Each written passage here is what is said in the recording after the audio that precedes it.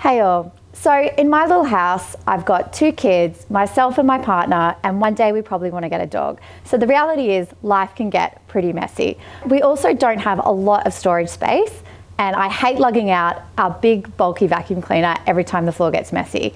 So what I want to find out is if I can buy a stick vacuum. This is Adrian. Hi Adrian. He's our stick vac expert. What I really want to find out is if I can buy a stick vacuum that will do the job as well as my ordinary everyday vacuum.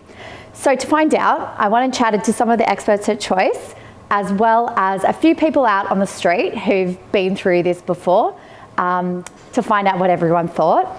And guess what? The news is that Choice testing has found that if you choose the right stick vacuum, one that is pretty powerful with a good long battery life, that, yeah, it can pretty much do the job if you just have mostly hard floors in your house and you just want to do some really solid quick cleans every now and again.